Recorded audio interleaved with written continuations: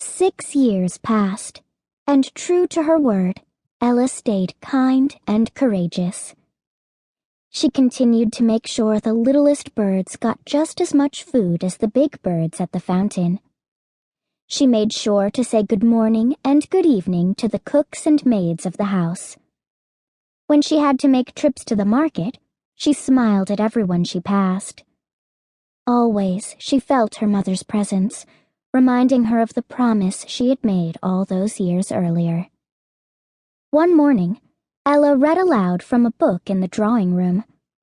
Her father sat in a chair opposite her, nibbling on a piece of toast slathered in honey.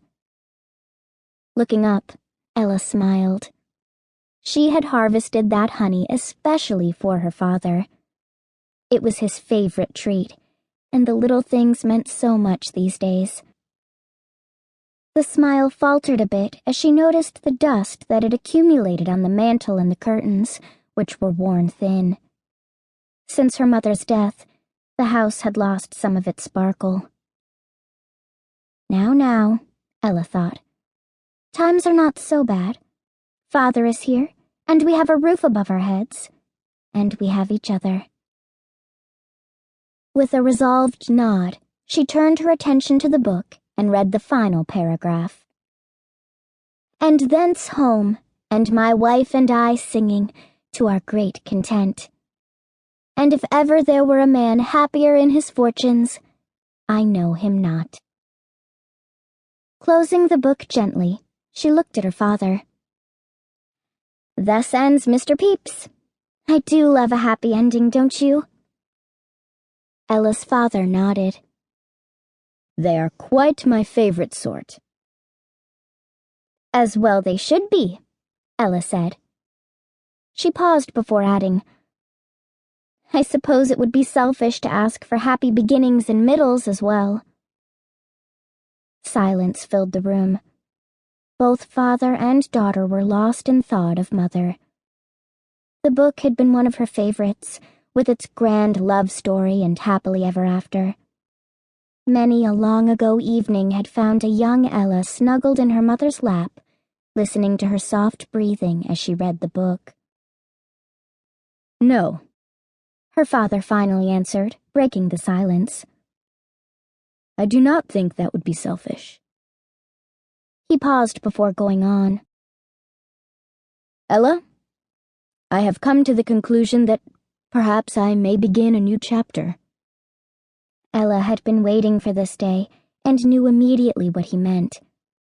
Her father was a handsome and still rather young man. It did not make sense for him to spend the rest of his years alone. Still, her stomach fluttered uncomfortably at the thought of someone new in her life.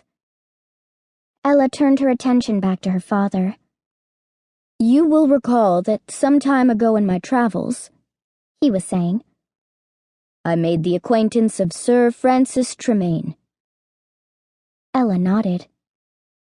Yes, the master of the Mercers' Guild, is he not? Was, her father corrected. The poor man has died, alas.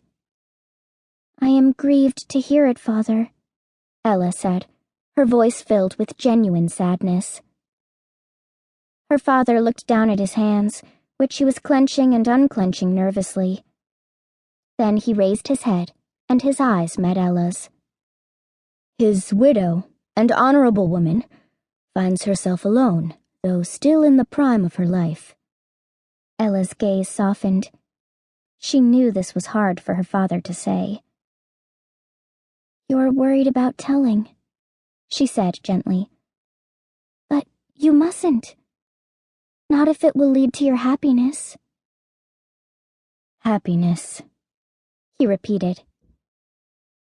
Do you think I may have another chance, even though I thought such things were done with? Ella did not hesitate. I do, father. A relieved smile broke over her father's face. She would merely be your stepmother, he went on, and you would have two lovely sisters.